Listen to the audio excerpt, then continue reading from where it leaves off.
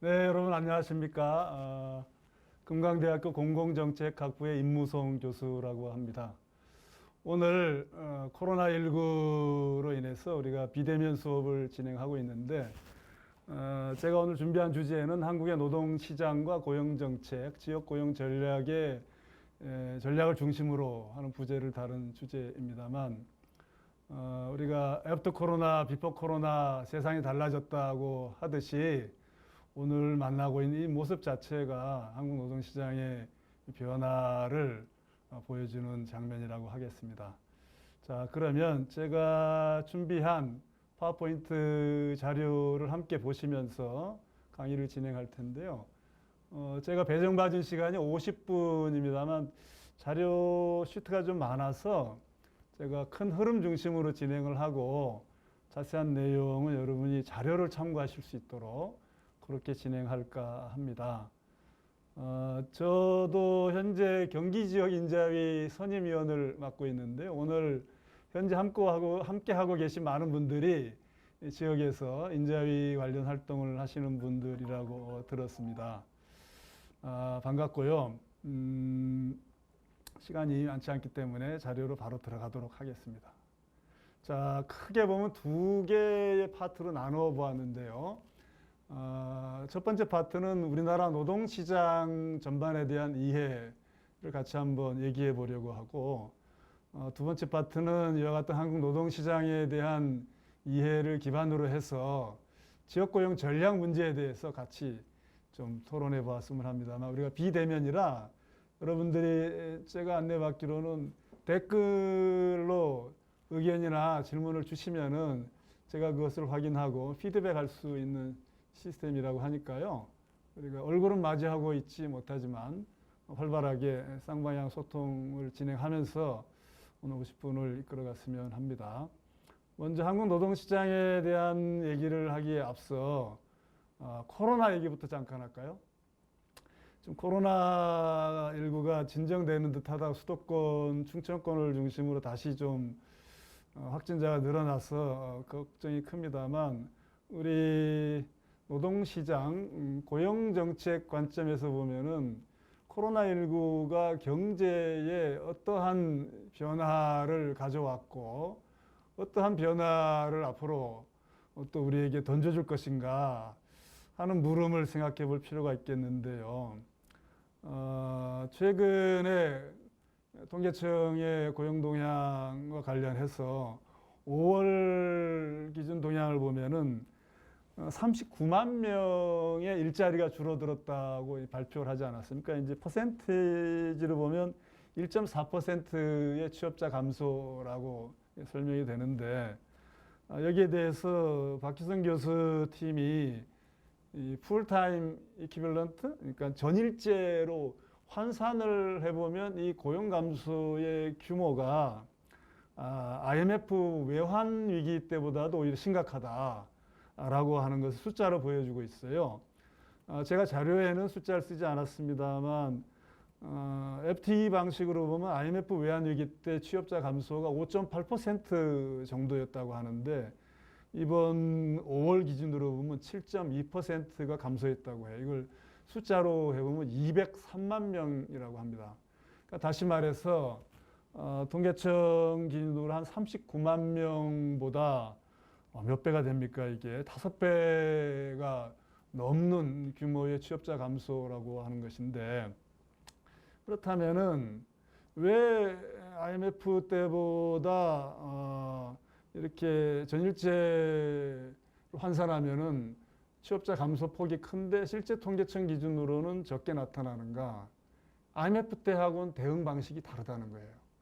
IMF 때는 이제 사상 처음으로 고용 쇼크, 경제 쇼크를 당하면서 해고를 하는 방식으로 기업의 중복 투자를 해소하고 또 과잉 인력을 감원하는 방식으로 대응했다고 하면 이번에는 가능하면은 직원들은 킵하면서 노동 시간을 단축한다든지 아니면은 휴직을 돌리는 방식으로 해서 대응하고 있다는 것이죠. 이것은 2009년도 글로벌 금융 위기 때도 가능하면은 근로자의 해고를 최소화하면서 위기를 극복하고자 했던 그런 것들이 이어지고 있는 상황이라고 하겠습니다. 다만 이 경제 충격이 얼마나 장기화될 것인가에 따라서 언제까지 우리가 고용유지 지원금 등을 활용해 가지고 고용관계를 유지하면서 이 쇼크를 넘어갈 수 있을지 이건 좀 더 지켜봐야 할 것 같습니다.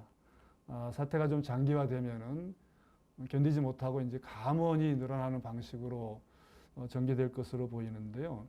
고용센터 직원들 말씀을 들어봐도 고용유지지원금 신청이 당초에는 서비스업 중심으로 이제 집중되다가 최근에는 대기업의 제조업 분야로 넘어가고 실업급여 수급자도 업종이나 기업 규모에 있어서도 좀 변화하는 움직임을 확인할 수 있다고 하는데요.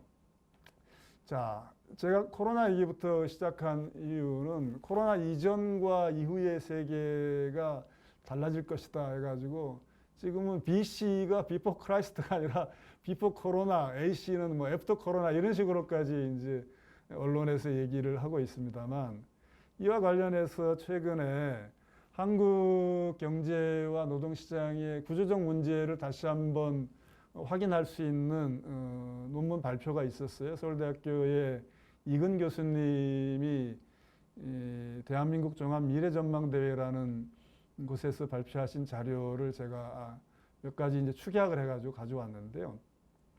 이미 우리는 코로나 이전에 일종의 기저질환으로서 일본식의 장기 불황과 유럽식의 복지국가의 함정에 빠져 있었다라고 진단하고 계시더라고요. 이것을 세 가지의 내우와 세 가지의 외환, 그래서 내우 외환 이런 식으로 표현을 했는데요. 먼저 외환은 뭐 보호무역주의, 그다음에 트럼프 등장 이후의 권위주의, 미중 간의 G2 경제 전쟁이 신냉전으로 이어지고 있다라는 진단이 나오고 있습니다만 우리 내부를 돌아봐도 지난 2년여간 최저임금을 단기간에 고율의 인상을 단행하면서 이것이 한국 노동시장과 고용에 충격을 준 것. 대표적인 게 이제 코스트 푸시, 비용 상승으로 인한 경제의 취약한 고리에서 고용의 감축 또 소득의 감소로 이어진 문제. 이것이 중기적으로는 고용위기의 고착화로 이어지고 장기적으로는 복지를 지금 대대적으로 확대하고 있지 않습니까? 복지와 그 비용 조달 측면에서의 세금과 국가 부채 이 세 가지를 동시에 이렇게 삼립이라 그러죠. 양립이 아니라 동시에 충족하기 어려운 것을 이제 트릴레마라고 표현하는데 이 재정에 있어서의 트릴레마가 장기적 관점에서 한국 경제의 커다란 걱정거리다라고 진단하고 있었습니다. 상당히 공감 가는 부분이죠. 지금 3차 추경이 국회에 제출되어서 곧 논의가 되겠습니다만 가장 걱정되는 이슈 중에 하나가 국가 재정 건전성 문제 아니겠습니까? 자, 그러면 애프터 코로나를 얘기하기엔 좀 때이른 감이 있어요, 사실. 일각에서는 과연 포스트 코로나라는 게 존재하기는 할 것인지 코로나가 우리가 계속 동행해야 되는 건 아닌가 이런 이제 걱정 어린 전망도 있습니다만 어찌되었든 코로나가 발발한 이후의 세계 경제를 보면 키워드로 살펴보면 제일 첫 번째가 탈세계화, 디글로벌라이제이션이라는 것이죠. 이와 더불어서 글로벌 밸류 체인, 글로벌 그 가치 사슬이 지금 통행이 제한되고 거래가 지역으로 좁혀지고 하면서 지역주의가 이제 등장하고 있지 않습니까? 그래가지고 글로벌 밸류 체인이 재편되고 있다는 것. 이와 더불어서 지난해에 미국의 글로벌 대기업 CEO들이 스테이크홀더 캐피탈리즘을 들고 나왔고 올 초에 다보스 포럼에서도 이해관계자의 자본주의를 제시한 바 있습니다만 이번 코로나 사태를 계기로 빈부격차 문제가 코로나로 인한 목숨을 잃어버리는 대상들을 보니까 미국의 지금 뭐 BLM 운동에서 보여지듯이 사회적 약자들에게 집중되더라. 이것은 결국 자본주의의 모순이 발현되는 것의 또 다른 증상 아니냐 하면서 이제 자본주의의 새로운 모습으로서 스테이크홀더스, 이해관계자 자본주의가 주창되고 있지 않습니까? 이런 것들이 코로나 이후의 경제 키워드로 대표될 수 있다라고 하는 것인데요. 이와 더불어서 오늘 우리가 이렇게 비대면 온라인으로 만나고 있습니다만 우리가 4차 산업혁명, 4차 산업혁명 얘기하지만 사실 그 기본이 디지털 트랜스포메이션 아니겠습니까? 이 디지털화와 비대면 비즈니스가 결합되면서 이것이 우리 생활 속에 광범위하게 빠른 속도로 채택되어 가는 것이 코로나 이후에 달라진 모습일 것이다. 이와 더불어 미국의 영향력이 약화되면서 G0냐 G11이냐 뭐 이런 비유도 합니다만 이러한 것들이 그렇다면은 한국 경제의 미래에 어떠한 비전을 우리에게 선택할 수 있도록 할 것인가. 기본적으로 우리가 저성장을 뉴 노멀이라고 해왔습니다만 우리 대한민국 경제 시스템이 지속 가능하려면 최소한 중성장 모델을 추구해야 될 것이고 인구도 이미 감소할 것이라고 전망이 되어 있고 생산 인력, 생산 노동력은 이미 감소 추세로 돌아섰는데 이러한 인구 성장 트렌드도 최소한 저성장 정도까지는 반전시켜야 될 것이다. 더불어서 일자리, 우리의 이제 주된 관심사이기도 하겠습니다만 일자리에 있어서는 소수의 고부가 가치 중심으로 전환하는 것이 불가피하다.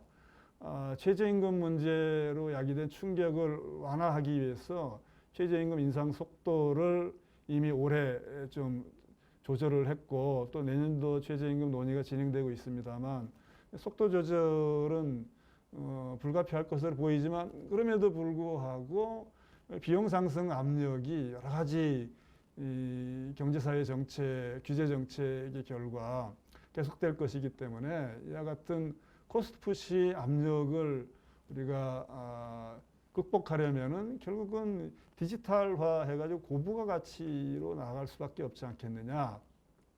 이러한 전망과 비전들이 제시되고 있죠. 이런 것들이 바로 한국 노동시장의 구조적 특징 하에서 우리가 선택할 수 있고 나아가야 할 비전이라는 점에서 저는 주목할 필요가 있다고 생각을 하는데요. 그렇다면 이와 같은 코로나를 계기로 코로나 이전과 이후의 한국 경제의 키워드와 세계 경제의 키워드를 살펴보았다고 하면 이제 본격적으로 한국 노동시장의 구조적 특징과 우리가 안고 있는 또 극복해야 될 문제점에 대해서 같이 한번 살펴볼까 합니다. 자, 이 자료들은 지난 2018년도에 OECD가 한국 경제 리뷰를 하면서 제시한 보고서에서 노동시장과 고용과 관련된 내용들을 제가 좀 이렇게 발췌를 해가지고 캡처해온 자료를 중심으로 논의를 진행해 보도록 하겠습니다. 가장 구조적이면서도 광범위하고 근원적인 충격을 줄 팩터 요소는 인구 구조라는 데 대해서는 별 이견들이 없는 것 같습니다. 우리나라의 인구 고령화 속도를 보면 OECD 회원국 중에서 가장 빠른 속도로 진행되고 있어요. 이건 이제 좀 더 쉽게 직설적으로 표현하자면 한국이 OECD 회원국 중에서 가장 빠른 속도로 늙어가고 있다는 것이죠. 국가의 인구 구조가 늙어가고 있다는 것은 생산 활동을 하는 인구는 소수가 되고 그 생산 활동하는 사람들이 부양해야 될 인구, 특히 지금 저출생 트렌드가 계속되고 있기 때문에 나이가 어린 인구보다는 나이가 많은 노령 인구를 부양해야 될 부담들이 급격히 늘어나고 있다는 것이죠. 자료를 보시면은 커서가 확인이 되나요? 보시면은 한국이 빨간색으로 표시되어 있습니다만 2015년에서 앞으로 2050년까지 전망을 해보면 현재 세계 최고령 국가인 일본과 같은 수준으로 우리가 늙어간다는 거예요. 근데 이 속도가 너무 빨라가지고 우리가 대응하기에는 너무 빠른 속도이기 때문에 여러 가지 파열음이 나오게 된다는 것입니다. 이와 더불어서 고용 구조를 보면은 여성과 청년의 고용률이 OECD 평균이 녹색하고 비교해 보면은 현재 낮다라는 것을 확인할 수 있죠. 이와 같은 여성 고용률이 낮은 것은 여성이 출산과 육아로 인해 가지고 경력이 단절되는 M컵으로 우리가 보통 표현하는 그것하고 결합되어서 여성 노동력의 잠재적 활용도가 매우 낮은 문제하고도 이제 연결되어 있는 것이죠.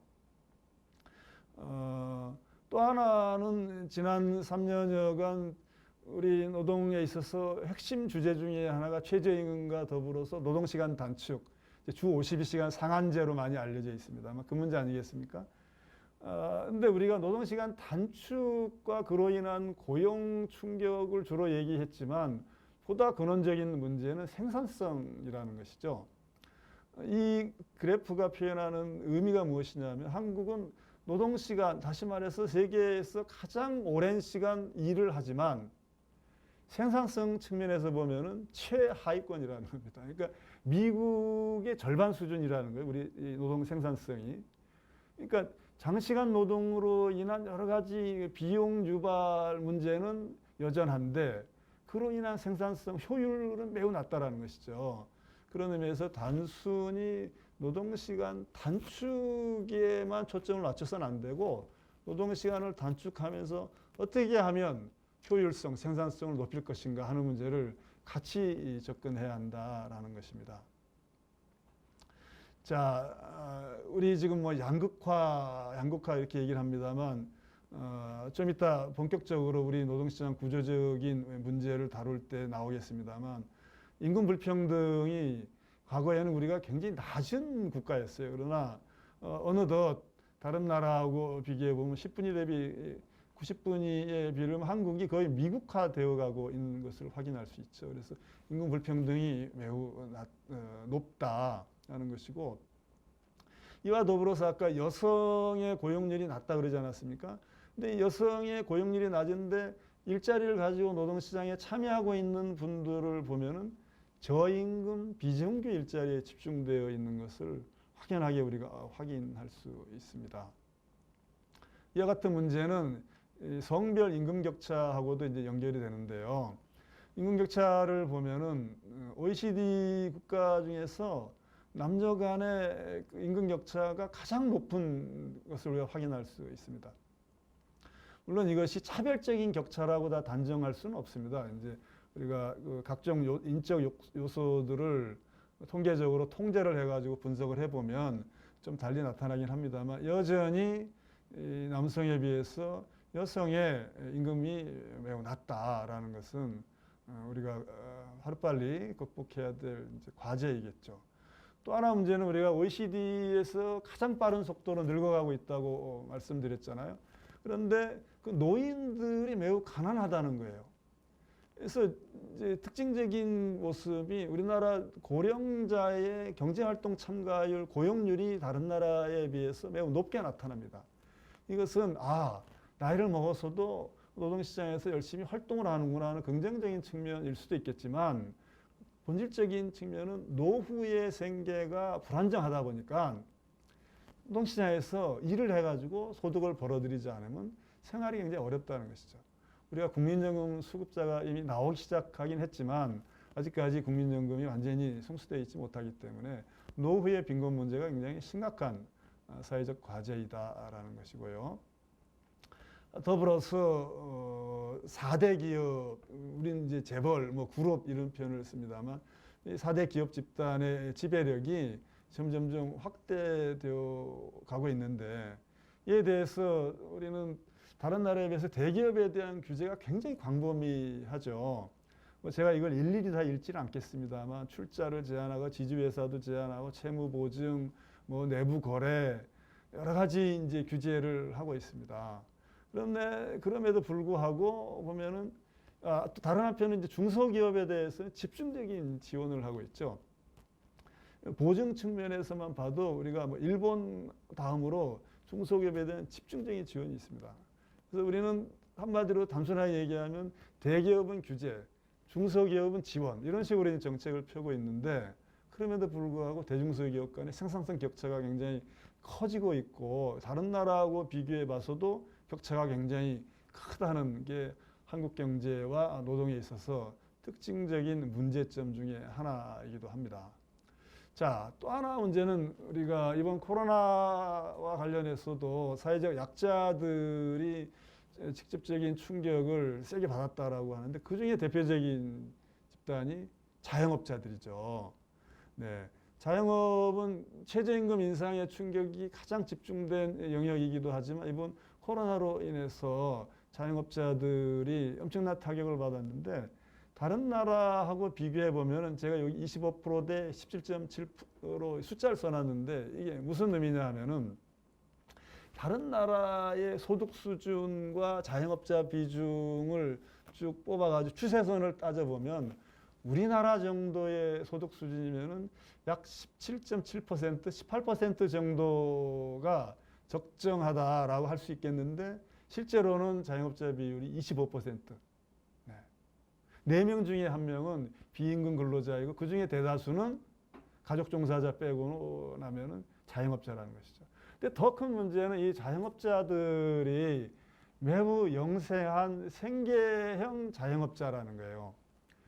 우리가 여러분 소속되어 있는 직장의 정년이 몇 세인지는 모르겠습니다만 많은 경우에 정년 전에 우리가 정년 60세를 법으로 보장하고 있음에도 불구하고 정년 전에 희망퇴직이나 또는 임금 피크제 등등의 방식으로 연성 고용 조정이 많이 이루어지지 않습니까?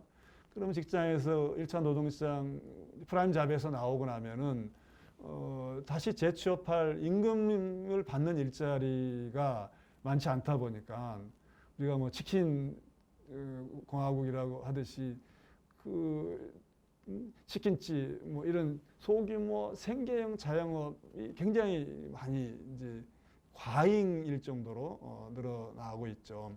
근데 경기가 침체되면 이쪽 영역이 1차적인 충격을 받는다는 것이죠. 이건 여러분이 계신 지역에서도 마찬가지일 겁니다. 근데 이와 더불어서 우리는 지금 정규 비정규 이런 고용 형태를 주로 이제 이슈화해서 비정규직의 정규직화를 현 정부가 뭐 추진하고 있습니다만 그런 비정규직이 많으냐 얼마 정도냐 따질 때 사실 국제적으로 통일된 통계 기준은 없는데 OECD의 이제 기간제, 픽스텀, 기간 계약직 아니면 템포러리 해가지고 임시직, 파견직 이런 이제 통계 비교를 합니다만 그 기준으로 봐도 OECD 평균 11.2% 약 2배가량으로 좀 많은 편이고 우리 노사정위원회에서 합의한 비정규직 기준으로만 보면은 한 3분의 1 정도가 비정규직이라는 것이죠. 연도별로 뭐 이렇게 업다운 추세를 보이긴 합니다만 최근에 다시 좀 늘어나는 추세를 보이고 있어서 그래서 전체적으로 보면은 비정규직 근로자의 비중이 상당히 높은 편이다라는 것이죠. 이상에서 보았듯이 자영업의 비중이 다른 나라에 비해서 과도하고 고용 구조 측면에서도 좀 불안정한 비정규직 비중이 높은 것 거기에 대해서 대중소기업 간의 격차가 크고 하는 것들이 우리 노동시장과 고용구조에 있어서 특징적인 모습이자 문제점이라고 할 수 있겠는데요. 이러한 것들을 좀 더 정책 과제 측면에서 좀 더 초점을 맞춰가지고 보면은 이른바 뭐 4대 과제라고 표현할 수 있을 것 같아요. 첫 번째가 이제 청년 실업 문제이겠죠. 저도 뭐 이제 대학에서 강의를 하고 있습니다만 학생들 취업 문제가 정말 참 절박한 과제입니다. 거기에 더해서 앞서 우리가 OECD의 한국경제보고서 등에서도 확인했듯이 여성 고용률을 좀 더 높이는 문제 그리고 고용되었던 여성들이 경력 단절 없이 계속 일할 수 있도록 하는 문제 세 번째는 거듭 나오지만 자영업 과잉 자영업 문제를 어떻게 할 것인가 하는 것과 더불어서 제가 오늘 메인 토픽으로 가져온 것이 분절 노동시장 문제라고 하겠습니다. 근데 뒤에서 설명을 드리겠지만 이 세 가지 문제가 사실 이 분절 노동시장 문제하고 다 연결되어 있습니다. 그런 의미에서 한국 노동시장의 핵심적인 문제는 우리가 보통 이중 노동시장이라고 얘기하는데 분절적인 노동시장 구조라고 하겠어요. 통계를 한번 볼까요? 보통 대기업 정규직을 1차 노동시장이라고 한다면 대기업의 비정규직이나 중소기업의 정규직 비정규직을 2차 노동시장으로 이제 분류를 합니다. 왜? 기업 규모 간 격차가 워낙 크기 때문에 중소기업의 정규직이라고 하더라도 때로는 대기업의 비정규직보다도 임금이 더 자료에서 보다시피 낮은 경우가 많이 있습니다. 다음 페이지에 나옵니다. 그런 의미에서 1차 노동시장과 2차 노동시장을 분류를 해보면 1차 노동시장은 10% 정도에 불과하다는 것이죠. 다시 말해서 대학에서 쏟아져 나오는 청년들은 대부분 1차 노동시장에 진입하기를 원하는데 그 비중은 전체 노동시장 일자리의 10% 정도에 불과하다. 근데 문제는 이와 같은 2차 노동시장이 추세적으로 보면 좀 감소되는 추세를 보여왔다가 최근에는 감소 추세가 정체되는 모습을 보이고 있습니다. 비정규직도 감소 추세를 보이다가 최근에는 오히려 약간 증가하는 그러한 추세를 보이고 있어요.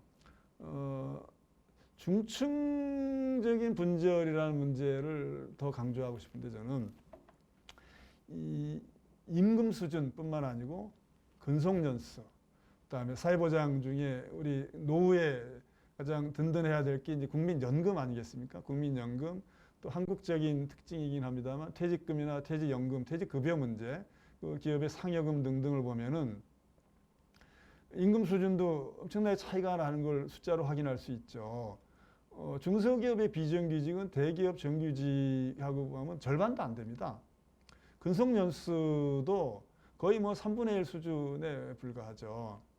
연금 가입도 그렇고 퇴직금, 상여금 이와 같이 하나의 지표에 있어서의 격차가 아니라 이러한 격차가 중층적으로 쌓여 있고 이게 복잡하게 서로 연결되어 있다는 것입니다. 그런 의미에서 한국 노동시장의 아주 큰 문제는 중층적인 분절화 현상이라고 할 수 있는데요. 여러분 혹시 80년대에 경제활동 하신 분 혹시 계신지 모르겠습니다만 그때의 30인 미만 임금 수준하고 보통 과거에 우리가 대기업을 300인 이상으로 나누지 않았습니까? 대기업 임금 수준을 비교해보면 한 90% 수준이었다는 거예요. 80년대라 그러면 지금부터 불과 3, 40년 전이지 않습니까? 그런데 지금은 보시다시피 이제 물론 이건 500인 이상을 100으로 넣고 그림을 그린 것이긴 합니다만 보시다시피 10에서 29인 보면은 50%대죠, 50%대. 60%가 안 됩니다. 그럼 왜 이렇게 격차가 확대되었는가 보면은 3번 정도의 계기가 있었다고 할 수 있겠는데요. 첫 번째, 87년 민주화 이후에 노동 현장에 있어서도 노동조합이 폭발적으로 결성을 되면서 대기업, 제조업 중심으로 임금 인상이 급격히 진행이 되었고 또 97년 외환위기 이후에 아웃소싱이 대대적으로 확대되었고 2010년 이후에 대기업들의 인재 경쟁이 가속화되면서 임금 격차가 늘어났다라고 이제 진단을 하는데요. 이 같은 분절 현상을 분석하면서 주목해야 될 것은 우리는 정규직, 비정규직 문제를 중심으로 여러 가지 논란을 이제 많이 진행하고 있고 또 비정규직의 정규직화, 뭐 비정규직 제로 이런 식의 표현까지 씁니다만 사실은 우리 경제에서 가장 큰 분절 요인은 기업 규모라는 겁니다. 다시 말해서 대기업과 중소기업 간의 격차, 이것이 노동시장 이중구조 분절화에 가장 직접적이고도 커다란 영향을 미친다. 이것이 성별 격차나 고용 형태 격차보다 훨씬 크다. 근속기간과 더불어서 사업체 규모가 임금 불평등에 영향을 미친다는 것은 고용 안정성 측면에서도 기업 규모가 평균 근속연수의 차이로 나타나고 직장 유지율, 현재 일하고 있는 직장을 얼마나 오랫동안 유지할 수 있는가 하는 측면에서도 고임금 계층이 길게 나타나는데 이것은 다시 말해서 대기업의 임금 수준이 높다 보니까 기업 규모의 영향이 여기에 내재되어 있다는 것이죠. 그래서 한마디로 정리하면은 우리나라 노동시장 이중구조의 원인은 노동자 개개인의 인적 자본보다는 대기업에 속하느냐 안 하느냐가 결정적인 영향을 미치고 있다는 것입니다. 그런 의미에서 이와 같은 이중 구조가 심화된 배경을 잠깐 짚어보면은 글로벌 경쟁이 뭐 심화된 것, 또 대기업 우위의 하도급 관계가 거의 뭐 위계 질서처럼 형성되고 그것이 납품 단가 인하 압력을 통해 가지고 2차, 3차 밴더로 가면서 노동 조건 격차가 더 벌어지는 현상. 근데 그 기저에는 아까 보았듯이 생산성 격차가 자리하고 있다는 것이죠. 또 하나 우리가 지금 지역인자위 활동하시는 분들이 오늘 많이 참여하고 계시다고 들었습니다만 저도 지역인자위 활동을 하는데 지역인자위에서 우리가 주목해야 될 것은 노동시장 측면만이 아니라 노사관계도 같이 봐야 한다는 것이에요. 임금격차가 벌어지는 요인을 보면 우리나라는 기업별 노조 체제하에서 기업별 교섭이 이루어지는데 이것이 대기업 노동조합이 강고한 대기업과 노동조합이 거의 없거나 약간 비정규직 또는 중소기업 그다음에 정규직과 비정규직 간의 격차를 확대하는 요인으로 작용한다라는 진단들이 다수 나오고 있다는 것입니다. 거기에 더불어서 연공용 임금체계가 이러한 격차를 심화시키는 요인으로 작용하고 그래서 제가 앞서 잠깐 말씀드렸듯이 노동시장과 노사관계를 같이 봐야 한다라는 것이죠. 그런 의미에서 뭐 이론적인 얘기는 제가 자료로 대체라고 생략하고요. 조율되지 않는 기업별 교섭을 완화할 수 있는 기제가 뭐냐? 유럽에서는 산별 교섭을 통해 가지고 기업 간 격차를 좀 이렇게 평준화하는 그러한 기제를 작동시키는데 일본이나 우리 같은 경우는 산별 교섭이 지배적이지 않다 보니까 대안적인 기제가 필요한 일본의 경우는 그것을 원하청 간의 협력 시스템이나 아니면 춘투 과정을 통해 가지고 기업 간의 격차를 좀 평준화하는 기제가 작동된다고 합니다. 근데 우리 경우에는 그게 이루어지지 않고 있죠. 그럼 미국이나 영국은 어떤가? 거기는 직종별 임금이 시장 임금이 형성돼 있다라는 거예요. 예컨대 기업의 뭐 CHO 인사노무 담당자 그러면은 시장에 대충 연봉이 얼마 이렇게 형성돼 있다라는 것이죠. 근데 우리는 이것이 시장 임금이 아니라 기업별로 임금 수준이 달라지지 않습니까? 그런 것들이 우리 노동시장의 이중구조, 격차, 분절적, 중층적인 분절화의 요인으로 작용하더라 하는 진단인데요. 이러한 분절이 심화됨에 따라서 나타나는 문제가 소득 불평등이 커지니까 생산 분배 수요의 선순환이 이루어지지 못하고 무엇보다도 고용 안정성이 저하되다 보니까 여러 가지 사회적 비용이 증가하게 되죠. 지금 실업급여가 역대 최대로 지금 나가고 있다고 하고 기금이 모자라니까 빚을 내 가지고 보충한다고 하지 않습니까? 이와 같은 고용 불안정성 문제는 사회적 비용을 증가시킬 뿐만 아니라 기업에 있어서는 인적 자본 축적을 저해하는 따라서 생산성 향상을 제약하는 그러한 요인으로 작용하고 이러한 격차가 청년들이 중소기업에 흘러가지 못하도록 하는 요인으로 작용한다는 것이죠. 다시 말해서 중소기업은 사람이 모자라는데 청년들은 갈 만한 일자리가 없는 미스매치의 핵심적인 근원적 요인이 바로 노동시장 이중구조, 분절적 노동시장 문제라는 것입니다. 이것은 우리나라 노동시장 전체의 모빌리티, 이동성을 저하시키고 경제의 역동성을 제약하는 그런 요인으로도 작용하게 됩니다. 그러면 이러한 것을 어떻게 해결할 것인가? 그 해법은 결국 현상과 원인을 어떻게 진단하는가에서 출발하지 않겠어요? 그런데 진단 자체가 지금 대립되고 있죠. 너무 경직적이다. 한번 채용하면 해고를 못하니까 어떻게 사람을 채용하겠느냐 하는가 하면 다른 한편에서는 너무 고용이 불안하다. 생계도 불안하다. 전혀 상반된 진단이 나오지 않습니까? 왜 그러느냐? 이것은 한국 노동시장의 이중구조 하에서 각각 한쪽 측면만을 보고 한쪽 측면만을 강조하고 있기 때문 아닌가 싶어요. 양 측면이 동시에 존재하고 있는 게 우리 노동시장의 현재의 모습이다. 그렇다면은 어떻게 대응할 것인가에 대해서 유연화해야 된다, 뭐 연성 이중화, 포괄적 안정화 등등이 나오고 있습니다만 우리 시장에 가장 필요하고 적합한 대안적 모델은 플렉스큐리티로 얘기되는 유연 안정화 모델이 아닌가 싶습니다. 이와 관련해서 현재 진행되고 있는 정책 담론들을 보면은 고용을 더 유연화해야 된다. 임금도 유연해야 된다. 노동 시간에 있어서 규제를 완화해야 된다. 노사 관계도 좀 합리화해야 된다. 이런 유연성을 강조하는, 아까 진단하고 맥락이 이어지죠. 이런 유연성을 강조하는 해법이 제시되고 있는가 하면, 다른 한편에서는 지금 코로나19 위기에 대해서도 해고 금지를 입법을 해야 된다든지, 아니면 비정규직을 전면적으로 자회사 방식이 아니라 원청의 직접 고용 방식으로 정규직화해야 된다든지, 5인 미만 사업장에도 노동법 보호를 확대해야 한다든지, 전국민 고용보험 또는 뭐 기본소득을 도입하자든지, 아일로 협약을 비준해 가지고 결사의 자유를 전면적으로 인정해야 된다든지 하는 안정화 주장이 대립되고 있죠. 이와 관련해서 유연 안전성 모델은 두 가지를 적정하게 조화시키고 균형을 찾아야 된다고 하는데, 국제사회의 권고도 마찬가지 해법을 제시하고 있는 것을 우리가 확인할 수 있습니다. 대표적인 기관들이 월드 이코노믹 포럼이나 스위스인 IMD, 또 IMF, OECD, 월드뱅크 등등이 있는데요. 이 중에 몇 가지만 오늘 언급을 할까요?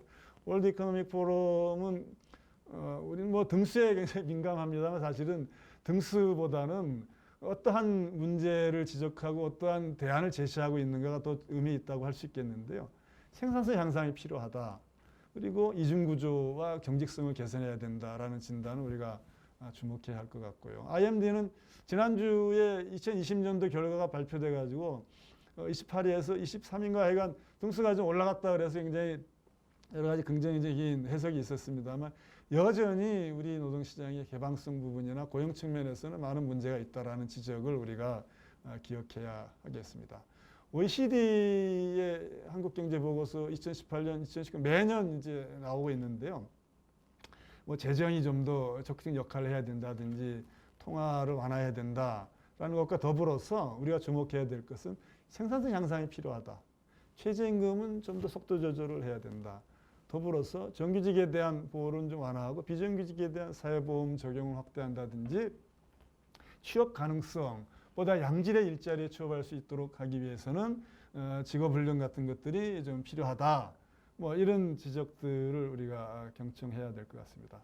지금 총리실 주관으로 사회적 대화가 진행되고 있는데, 과연 이와 같은 진단과 해법과 관련해서 어떠한 결과를 내놓을지 많은 기대와 우려가 교차하고 있는 게 현 상황 아닌가 싶습니다. 아무쪼록 이와 같은 분절적 노동시장 구조에 대한 올바른 진단을 토대로 유연성과 안정성이 좀 조화를 이룰 수 있는 그런 해법들이 제시될 수 있기를 기대하면서, 자, 두 번째 주제인 지역고용 전략 문제로 넘어가도록 하겠습니다. 사실 지역의 현실에 대해서는 여러분들이 뭐 저보다 더 현재 계신 지역에 또 정통하시겠습니다만, 전국적인 상황을 같이 한번 잠깐 짚어보면은 지방 소멸이라고 하는 것이 지도로 보면 거의 전국에 걸쳐서 소멸 위험이 급속하게 퍼져가고 있죠. 그래서 일부 도시 지역을 빼놓고는 전부 인구 자체가 사라져가지고 지역 자체가 소멸할 위험에 처해 있다라는 참 엄청난 경고인데요. 고용 측면에서 봐도 시도별로 고용률에 있어서도 많은 격차를 보이고 실업률에 있어서도 많은 차이를 보이고 있음을 잘 아실 것입니다. 그런데 다른 나라하고 비교를 해보면은 우리 지역 간 이 경제 수준의 격차가 외국의 경우에는 많이 줄어드는 추세를 보이고 있는데, 우리는 거꾸로 늘어나고 있다라는 데 문제의 심각성이 있는 것이죠. 물론 뭐 아일랜드하고 비교해 보면은 우리는 그래도 좀 적지 않냐 하는데, 여전히 격차가 벌어지고 있다는 것이 이제 문제라는 것입니다. 그 원인을 보면은 노동 생산성, 계속 생산성 문제가 나오죠. 그다음에 취업자의 비중, 일자리가 그만큼 적다는 것이죠. 경제활동 참가율, 또 생산 가능 인구의 비중 등이 이제 중요한 요인으로 작용하고 있다는 것인데요. 2000년도하고 2012년, 약 12년 세월이 흐른 뒤에 이제 비교해 본 것들인데요. 최근에는 좀 양상이 달라졌을 것입니다만, 지금 여러분 많이 돌아와 계신 울산 지역이 이때만 하더라도 굉장히 전국에서 높은 그 소득 수준을 실현하고 있는 지역이었습니다만, 최근에는 울산도 경제적으로 많은 어려움이 제기되고 있는 것으로 알고 있습니다. 그럼에도 불구하고 우리나라에서 지역 간 격차가 매우 크다라는 것을 우리가 여러 가지 자료를 통해서도 확인할 수 있습니다. 근데 앞서 다른 나라는 좀 줄어드는 추세를 보이는데 우리는 늘어나는 것이 걱정거리라 그랬잖아요. 이것이 지니 계수를 통해서도 우리나라의 지역 간 경제 격차가 매우 높은 국가군에 속한다 하는 것을 다시 한번 확인할 수가 있습니다. 그렇다면은 왜 이렇게 지역 간 격차가 벌어지느냐? 결국 우리가 지역의 일자리 문제는 산업의 문제하고 같이 가야 되지 않습니까? 그래서 진단을 해보면 결국은 인구 문제와 생산성 문제로 기착이 되더라. 생산성은 결국은 그 지역에 얼마나 자본이 많이 투자되느냐, 그러니까 지역에 얼마나 투자를 많이 유치하느냐의 문제가 직결된다 하는 것이죠. 인구 문제는 신생아 출생률의 문제지만 어떻게 하면 젊은 생산 가능 인구, 생산 활동을 하는 젊은 인구들이 지역에 많이 남게 하고 또 많이 들어올 수 있도록 할 것인가 하는 문제하고 직결되는 것이죠. 자, 그러면 현대경제연구원이 2014년도에 제시한 대책을 제가 한번 살펴봤는데요. 보니까 지금도 여전히 유효한 대책인 것 같아요. 그래서 제가 그대로 가져왔습니다. 보면은 일단 지금 뭐 광역자치단체뿐만 아니라 기초자치단체도 지역개발 정책을 여러 가지로 발표를 합니다만 여전히 중앙정부의 투자를 어떻게 유치할 것인가에 관심이 많이 모아져 있지 않습니까? 그러니까 진정한 의미의 지역 주도성, 지역 특성에 기반한 지역개발 정책, 그 지역 간의 선의의 경쟁과 협력은 좀 미흡하지 않느냐라는 진단. 거기에 더해서 지역의 공무원과 그다음에 관련 그 주체들이 시장의 CEO 마인드가 좀 더 있어야 되겠다라는 이제 지적이 있고요. 노동 생산성이 키인데 이것은 결국 기업 스스로 기업 자체만의 노력으로는 안 되고 우리가 산관학 협력, 뭐 클러스터, 네트워크 여러 가지 시도를 다양하게 하고 있습니다만 여전히 이렇게 분산되어 있는 측면이 있단 말이죠. 그래서 진정한 의미의 지역의 통합적인 네트워크가 필요하다. 더불어서 어떻게 하면 청년 인구가 지역에 일자리를 가지고 남을 수 있도록 할 것인가 하는 것이죠. 이것을 좀 더 좁혀가지고 보면은 여러분 지역은 어떤지 한번 보십시오. 이게 고용노동부에서 2018년도 결산 자료를 기준으로 일자리 사업 유형별로 나눠 본 것인데요. 화면에 크게 보이는지 모르겠습니다만 보면은 직접 일자리 비중이 특히 부산이 제일 높습니다만 울산의 경우에 상대적으로 직접 일자리 비중이 낮고 직업훈련 비중이 타 지역에 비해서 굉장히 높은 특징을 보이고 있어요. 이건 상대적으로 좀 미래지향적인 투자가 더 이루어지고 있다고 볼 수도 있겠죠. 그러나 여전히 고용보험 제도에 기반한 실업급여죠. 실업소득이라는 것이. 그리고 고용장려금. 고용 서비스는 거의 표도 안 나죠. 색깔이. 그리고 창업지원. 그래서 전체적으로 보면은 울산은 조금 예외입니다만 전국적으로 보면 직접 지원, 그러니까 직접 일자리 지원이라든지 실업급여와 같은데 주로 재원이 투자되고 있고 직업훈련이나 일자리와 사람을 이어주는 고용 서비스에 대한 투자는 좀 미흡하다라고 진단할 수 있겠습니다. 예산 측면에서 확연히 나타나는데요. 직접 일자리 비중이 약 87%. 네, 그렇습니다. 자, 이와 같은 지역고용 정책 전략과 관련해서 대표적인 정책들 프로그램 몇 가지만 간단히 짚어보도록 하겠습니다. 지금 44분 지나고 있는데요. 50분 주어져 있습니다. 제가 조금 더 5분 정도 더 써야 될 것 같습니다. 일자리 목표 공시제는 2010년도에 제가 이제 고용노동부 현직에 있을 때 국장할 때 도입한 제도입니다만 현재는 전국의 모든 지자체가 참여하고 있다고 하죠. 그래서 제도 개요는 여러분이 잘 아시기 때문에 자료로 대체하고 넘어가겠습니다만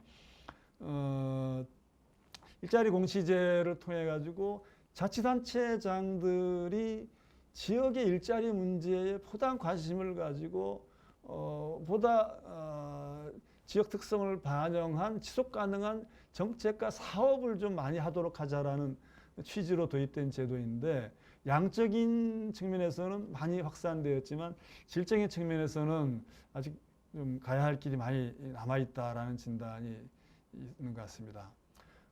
지역의 일자리에 관련해서 고용노동부 중심으로 지원되고 있는 것을 보면 한 5가지 정도로 이렇게 나눌 수 있죠. 이걸 이제 지산맛 이렇게 약칭하지 않습니까? 지산맛 관련해서 전체 예산이 약 1,530억 정도 올해 3차 추경까지 포함하면은 이제 투자된다고 하는데요. 가장 기본적인 게 일반 지산맛이라고 하는 게 약 321억. 그리고 지역 혁신 프로젝트. 이건 뭐 지역 인자비에서도 다 대부분 하고 계시지 않습니까? 이게 전국의 38개 프로젝트에 약 345억 원이 투자되고 있다고 합니다, 올해. 산단 고용 환경 개선은 이게 공단의 교통 불편한 거, 그다음에 그 숙박이 열악한 것 등을 좀 개선하자 해가지고 기숙사 지원한다든지 뭐 통학버스 지원하는 것 등을 포함해가지고 약 102억 원이 투자되고 있어요. 다음으로 이제 고용위기 지역은 이번 코로나 위기 관련해서도 굉장히 그 역할을 많이 한 정책 프로그램이라고 할 수 있겠습니다. 1, 2, 3령으로 나눠가지고 한 2년간, 그다음에 추가적으로 이제 2년 연장해가지고 맥시멈 4년간 좀 고용보험에서 지원을 우대한다든지 연장급여를 뭐 활용할 수 있다든지 여러 가지 지원을 하고 있죠. 거기에 더해서 지금 울산에도 조선어 희망센터 잘 운영되고 있는지 모르겠습니다만 거제, 군산 이런 3개 지역에 이제 위기종합센터를 운영할 수 지원하고 있습니다만 이것은 좀 더 지역 특성에 맞게 모델이 좀 다원화되고 활성화될 필요가 있다라고 저는 개인적으로 생각을 합니다. 지역고용 촉진지원금은 아까 위기지역 보셨다시피 거기에 이제 지원금을 좀 사업주에게 고용 창출할 때 지원하는 그런 제도가 되겠습니다. 올해 도입된 게 선제 대응 패키지 지원 사업이잖아요. 연간 30에서 200억 지원을 한 5년간에 걸쳐 할 수 있다라고 해서 도입이 되었습니다만 이미 5개 지역이 선정이 됐죠. 광역 기초 컨소시엄 방출해가지고 전북도하고 익산, 김제, 완주, 경남도와 창원, 경북도하고 군위, 김천, 칠고, 충북도하고 청주, 진천, 음성, 인천과 부평, 남동, 서구가 하고 있습니다만 고용노동부에 따르면 매년 한 2, 3개 지역을 추가로 선정할 계획인 것으로 알고 있어요. 그래서 올해 10월경에 사업계획서가 제출되면 사업계획 검토 등을 거쳐가지고 연말에 선정된다고 하니까 관심 있는 지역에서는 미리미리 준비하셔야 될 것 같습니다. 한국고용정보원에 이 전담센터를 설치했기 때문에 필요한 자문이나 정보는 그 센터를 통해서 받으실 수도 있을 것 같습니다. 이건 뭐 코로나 대응해가지고 1차 추경 2천억 활용해서 현재 진행하고 있는 사업을 제가 소개한 것이고요. 자, 오늘 주제와 관련해서 이제 마무리 국면으로 가야 될 것인데 가장 큰 문제는 사업이 다양하게 운영되고 있습니다만 지역의 거버넌스가 보시다시피 노사민정 광역의 지역고용심의회 기초에 있어서도 지역노사민정과 또 광역의 지역인자위 등등이 있는데 고용심의회와 노사민정은 서로 뭐 대체할 수 있도록 해놨습니다만 굉장히 좀 이렇게 여러 가지 기구가 운영되고 있죠. 고용부만 이런 것이 아니라 또 타부처 소관 가버넌스도 있고 거기에 더해서 최근에 지방 관서를 중심으로 일자리 네트워크가 구성되어서 지역의 이제 주력 산업 등을 토대로 해서 한 70개의 네트워크가 구성되었다고 해요. 45개 관서. 그러니까 한 관서당 한두 개는 다 구성되었다고 하는 것이죠. 보니까 뭐 자동차가 19군데, IT가 7군데, 조선업이 5군데 등등 되어 있습니다만 이 성과에 대해서는 한양대에서 지금 연구 영역이 진행되고 있다고 하니까 그 결과를 봐야 하겠는데 좀 전체적으로 이렇게 약간 산만한 감이 있어요. 제가 보기에는. 그래서 발전 방향으로 제가 제시하고자 하는 것은 우선 4가지의 문제점을 우선 지적할 수 있겠는데요. 대부분 중앙정부가 결정한 탑다운 방식이고 그마저도 부처별로 또 사업별로 분절화되어 있다라는 점에서 진정한 의미의 지역 주도성이 좀 미흡하지 않느냐.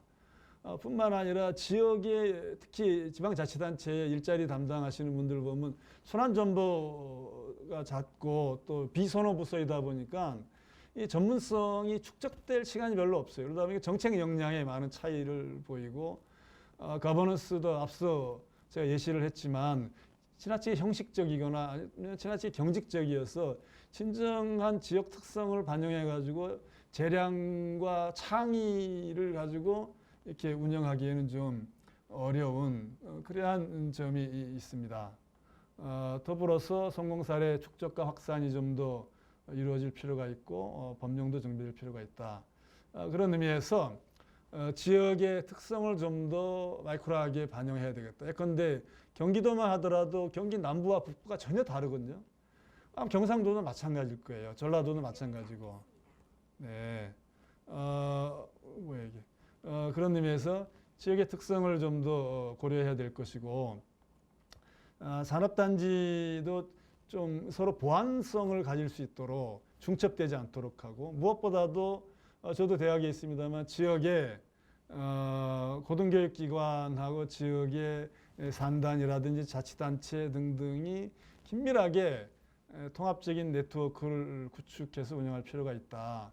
최근에 뉴스 중에 제가 눈길을 끌었던 게 지방에 발령나면 2천만 원 더 줘도 안 가겠다라는 게 청년들의 목소리라고 하잖아요. 그럼 어떻게 하면 청년들을 지역에 오도록 할 것인가? 결국은 지역에 일자리가 있어야 된다는 것이죠. 그러면은 미국의 대기업들 보면 물론 우리보다 나라가 크긴 합니다만 주립대학 졸업생들을 직원의 절반 정도는 지역 대학 졸업자들을 채용한다고 하지 않아요? 그런 의미에서 시간이 좀 걸리겠지만 가급적 지역의 교육훈련기관 졸업생들을 기업이 채용하도록 하고 기업이 필요로 하는 인재들을 지역의 교육훈련기관들이 양성할 수 있도록 하는 그런 의미의 밀접한 네트워크가 필요하겠다. 정부는 이런 것을 논스톱 서비스를 통해 가지고 패키지 방식으로 지원하는 그런 것이 필요하다라는 것이고요.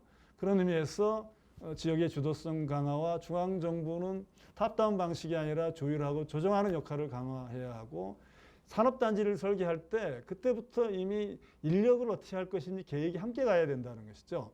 그런 의미에서 산업개발과 고용정책 규제개혁이 패키지로 함께 접근돼야 하겠다. 지역고용 인프라 혁신과 관련해서 우리 지역인자위가 좀 더 적극적인 역할을 할 수 있도록 규제도 좀 완화하고 재량적으로 활용할 수 있는 그런 예산도 좀 늘리고 무엇보다도 기본적인 역할이라고 할 수 있는 훈련 수급 조사가 좀 많이 바뀌어야 될 것 같아요. 실제 활용도를 보면 굉장히 활용도가 떨어지고 있지 않습니까? 이런 것들을 뒷받침하려면은 아무래도 한국적인 정책 환경 하에서는 입법적인 변화가 좀 필요하겠다. 그래서 지역고용 촉진법을 제정하든지 아니면은 고용정책 기본법을 개정한다든지 하는 입법적인 보완 조치가 필요하겠다. 그걸 통해서 우리가 지향하는 모델은 그림으로 표현하면 보시는 바와 같이 깔때기 모델. 돈은 각 부처 다양한 곳에서 오더라도 지역의 고용 거버넌스를 통해 가지고 통합적으로 재분배될 수 있도록 하는 그러한 모델이 필요하다라는 말씀을 드리면서 오늘 강의를 마무리할까 합니다. 제가 참고 자료 몇 가지를 첨부해 놨는데요. 뭐 대부분 아시는 내용이겠습니다만 자료로 대체하고 추가적인 설명은 생략하도록 하겠습니다. 비대면의 제약상 우리가 마주 토론을 못했는데요. 혹시 질문이나 의견이 있으시면 언제든지 제 이메일이나 또 SNS를 통해 가지고 또 능률협회를 통해서 의견을 주시면은 제가 가능한 범위 내에서 최대한 여러분과 소통하면서 함께 지역의 일자리 정책이 활성화될 수 있도록 함께 노력했으면 하는 마음을 전하면서 오늘 강의를 마무리하도록 하겠습니다. 여러분 건강관리 잘 하시고 다음에 좋은 자리에서 뵙도록 하겠습니다. 감사합니다.